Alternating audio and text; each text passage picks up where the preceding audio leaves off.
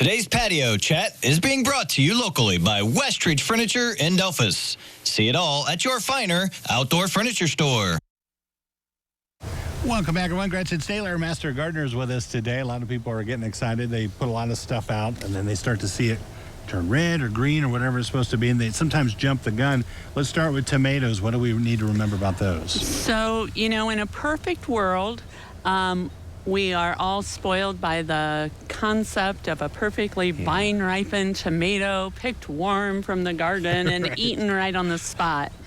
But in the realistic world, a lot of times it feels like a lot of things are coming ripe all at once, and we're busy at work or don't have time to get in our gardens every day.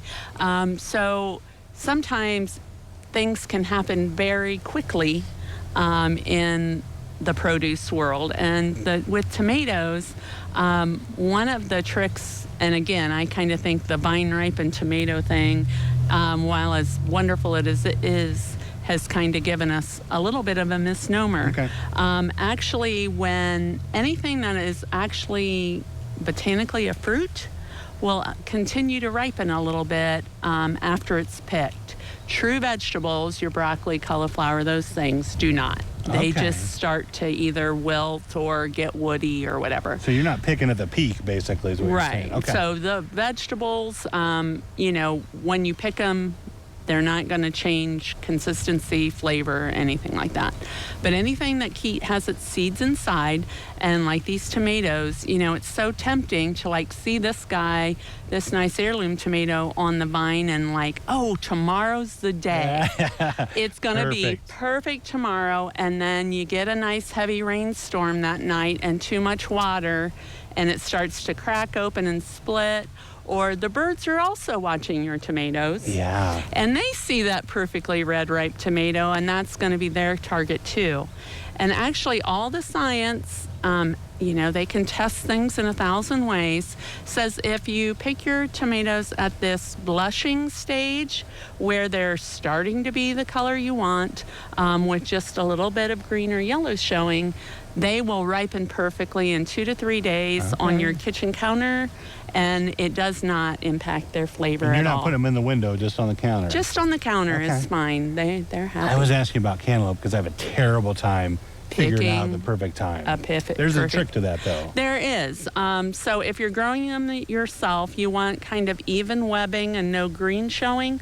But the true tell sign is cantaloupe should always just gently come off the stem. Okay. You should never have to tug or pull or cut a melon off of its stem. It's not quite ready if you do that. And when you're at a farmer's market or the grocery, if you see a little dried up piece of stem on this end instead of this nice little indent, it's not ready. Okay. And just so you know, it's not going to be quite as soft and sweet. Okay.